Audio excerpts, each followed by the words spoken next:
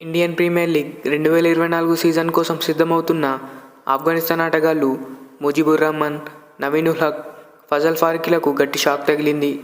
వీరికి no objection certificate ఇవ్వకూడదని ఆ దేశ క్రికెట్ బోర్డు నిర్ణయించుకుంది. ఈ ముగ్గురు దేశానికి ప్రాతినిధ్యం వహించడం కంటే వివిధ దేశాల్లో జరిగే లీగులకే ఎక్కువ ప్రాధాన్యమిస్తున్నారని ఆరోపించింది. అలాగే ఐపీఎల్తో పాటు వివిధ దేశాల్లో నిర్వహించే లీగుల్లో వీరు ఆడకుండా ఆ దేశ క్రికెట్ బోర్డు వీరిపై 2 ఏళ్ల పాటు నిషేధం విధించింది.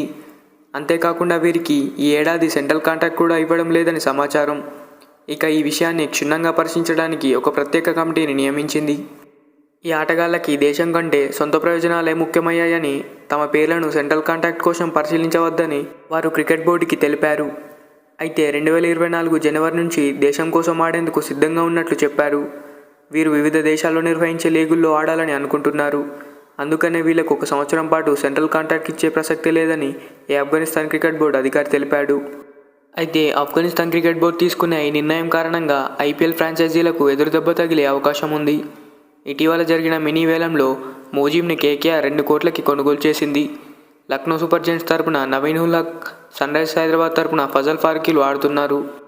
ఇది ఇలా ఉంటే ఆఫ్ఘనిస్తాన్ జట్టు జనవరిలో ఇండియాలో పర్యటించనుంది. ఈ సిరీస్లో టీమిండియాతో ఆఫ్ఘనిస్తాన్ జట్టు 3 మ్యాచ్ల టీ20 సిరీస్ ఆడనుంది. తొలి టీ20 జనవరి 11న మొహాలీలో, రెండవ టీ20 జనవరి 14న ఇండోర్లో, మూడవ టీ20 జనవరి 15న బెంగళూరులో జరగనుంది.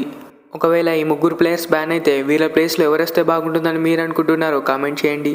ఈ వీడియో నచ్చితే ఒక లైక్ చేయండి. Thanks for watching. మరిన్ని ఇలాంటి వీడియోస్ కోసం మన ఛానల్ని సబ్స్క్రైబ్ చేసుకోండి.